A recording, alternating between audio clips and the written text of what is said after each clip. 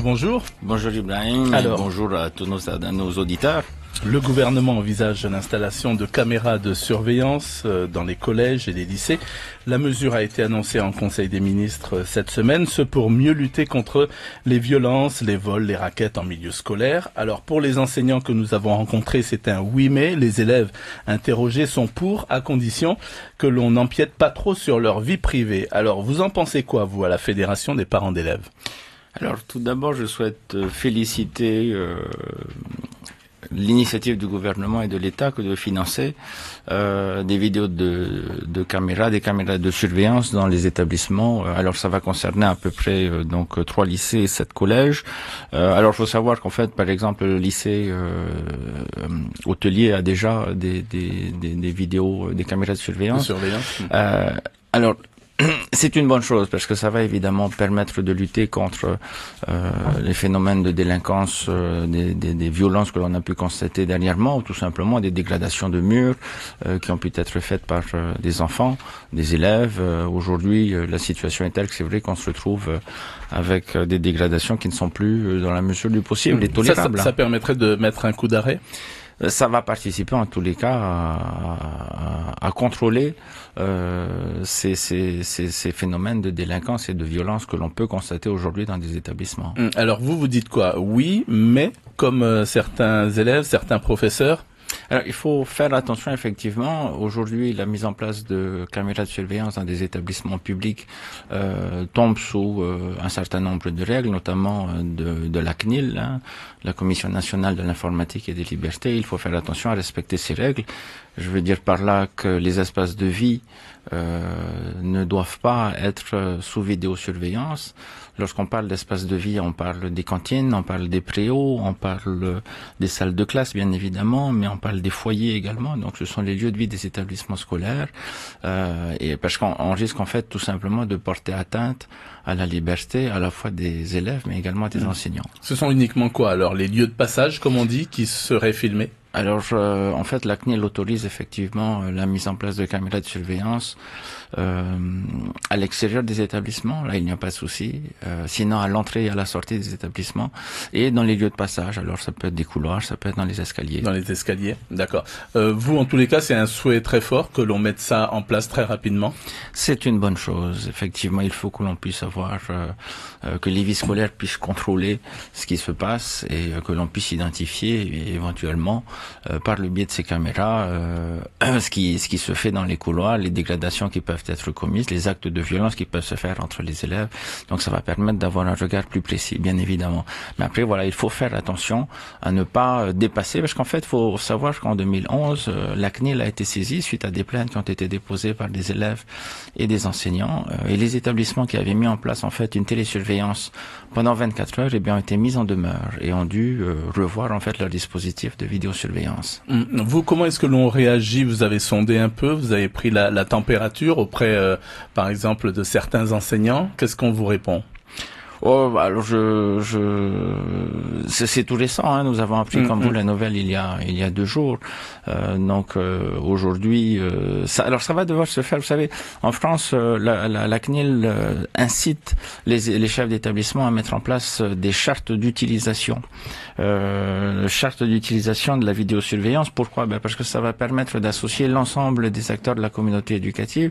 Et je veux dire par là, en fait, les parents, bien évidemment, le personnel administratif, le personnel enseignant, les élèves, donc toutes ces personnes qui aujourd'hui vivent ensemble dans l'établissement, de travailler sur le projet, de savoir en fait où est-ce que vont être disposés l'ensemble du dispositif de caméra surveillance.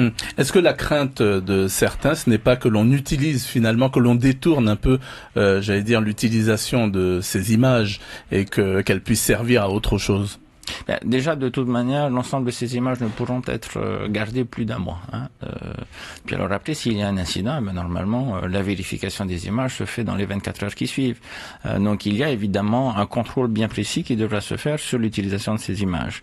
Après, on n'est pas là à vouloir être derrière le dos des enfants, des élèves et des enseignants, à les espionner. Non, l'idée n'est pas là, je pense. Enfin, en tous les cas, je pense pas que le gouvernement se soit inscrit dans cette démarche, mais plutôt bien dans une démarche d'anticiper les problèmes qui pourraient subvenir. Alors justement, parlons de ces problèmes qui peuvent survenir ou dont on a déjà parlé, les violences en milieu scolaire. Alors on a assisté quoi, à une recrudescence, ou alors c'est un phénomène qui a tendance à diminuer? Alors déjà, en fait, la baisse des populations scolaires permet, on a bien vu sur le collège, le lycée de Papara, enfin avec l'ouverture du collège de Tevayuta, et donc une partie des élèves de Papara qui sont partis sur Tevayuta, avec le climat scolaire a complètement changé. On doit retrouver dans les collèges une population scolaire qui tourne autour de 400 élèves. On ne peut plus se retrouver comme avant avec des populations scolaires de 700. Déjà ça, c'est un phénomène très important. Après, il y a effectivement tout un accompagnement qui doit être fait. Le collège de Punavia, enfin, il y a plusieurs établissements où encore aujourd'hui il y a des bagarres. Il y a des enseignants qui se font également attaquer, violenter. Ce sont des actes qui ne sont pas acceptables. Il y a suffisamment justement de personnel, ou alors il en faut beaucoup plus? Alors, dans les établissements du second degré, ce sont les personnels de la vie scolaire qui, avec un CPE, accompagné de plusieurs surveillants qui surveillent les enfants. En revanche, dans les écoles du premier degré, c'est différent. C'est le personnel communal, généralement, qui se charge de la surveillance des enfants avec le personnel enseignant. D'accord. On avait parlé à un moment donné alors je ne sais pas, vous allez nous dire si c'est encore d'actualité ou pas, de trafic de drogue dans les campus, notamment à l'université, ou en milieu scolaire, même au collège, au lycée. Qu'est-ce qu'il en est? C'est malheureusement un phénomène de société et il appartient évidemment à chaque vie scolaire d'établissement d'essayer de gérer ce problème. Je pense que le pays a pris la mesure de ce phénomène de délinquance. Il y a aujourd'hui le comité de la délinquance qui a été mis en place par le président qui vise justement à mettre en place un certain nombre de mesures pour lutter contre la drogue dans les écoles. Je pense principalement, je pense surtout que c'est les caméras de surveillance qui vont être installées dans les écoles vont permettre de mieux contrôler, on va dire, le troc, ou enfin la vente de ces produits illicites dans les établissements. Mais ce trafic existe bien? Il existe bien, mais bien sûr, malheureusement, que ce soit dans les établissements publics comme privés, personne n'y échappe. Alors là, on parle surtout des établissements publics, mais est-ce que les établissements privés peuvent utiliser différemment ces caméras vidéo de surveillance?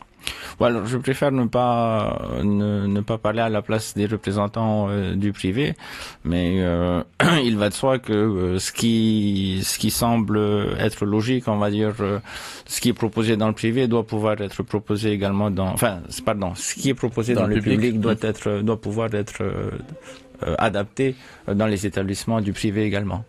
En fait, la difficulté, si on observe bien, donc c'est la mise en place, ou en tous les cas ce projet de mise en place des caméras vidéo, c'est de trouver le bon compromis entre la surveillance donc dans les établissements et le respect de la vie privée. Oui, bien sûr, c'est important, et c'est pour ça que ils ne peuvent, les caméras ne pourront pas être installées, ne devront pas être installées dans ces lieux de vie, puisque c'est là où les enfants évoluent tous les jours, les enseignants évoluent tous les jours, ils n'ont pas envie de se sentir filmés, espionnés, dans des moments qui finalement leur appartiennent pendant le temps de récréation, pendant les temps de classe, où là c'est un moment un moment d'échange qui se passe entre les élèves et l'enseignant. Il ne peut pas y avoir de caméras qui viennent espionner et regarder ce qui se passe à ce moment-là. En revanche, donc, on l'a évoqué, sur les parkings, oui. Oui, sur les parkings, puisque c'est des espaces publics, et effectivement là, la possibilité les caméras peuvent être disposées dehors, à l'extérieur de l'enceinte, mais comme je le disais tout à l'heure, sur les voies de passage et aux entrées et aux sorties des établissements. Encore une chose, on arrive bientôt au terme de cet entretien. Où c'est que l'on en est en ce qui concerne la tuberculose au lycée Paul Gauguin? Des prélèvements avaient été réalisés à un moment donné. Alors ça a donné quoi? Parce qu'après ça a été silence radio finalement. On n'a plus Alors, nous sommes très inquiets effectivement par rapport à cette situation. Nous avons saisi le ministère de l'Éducation qui nous a dit que c'était une affaire qui concernait le ministère de la Santé. Tahiti Pacifique, il y a 3 jours, a sorti une information selon laquelle il y avait 25 cas de tuberculose avérés. Le ministère de la Santé vient nous dire le contraire aujourd'hui. Donc nous attendons davantage d'informations avant de monter au créneau, puisqu'effectivement là, il s'agit de la santé de nos enfants. On ne peut pas permettre, si effectivement il y a bien 25 cas de tuberculose avérée, 24 enseignants dont un enfant, que l'établissement soit ouvert ou en tous les cas que ces personnes ne soient pas mises en quarantaine. Vous allez chercher à en savoir plus? Oui, nous attendons le retour du ministère de la Santé ou en tous les cas du service qui s'en occupe avant de monter au créneau si il y a lieu d'être. D'accord, parce que dans ce dossier, c'est le ministère de la Santé qui a la main plutôt que le ministère de l'Éducation. C'est ce que nous a répondu le ministère de l'Éducation. Merci beaucoup Tepuan Wisno d'avoir accepté notre invitation. Je rappelle que vous êtes le président de la Fédération des associations des parents d'élèves de l'enseignement public et on aura donc noté que vous êtes pour l'installation des caméras de surveillance en milieu scolaire, mais à condition que l'on respecte notamment les règles de la CNIL, la Commission nationale de l'informatique et des libertés. Merci encore. Merci Ibrahim. C'était l'invité café, 7h30 du lundi au vendredi.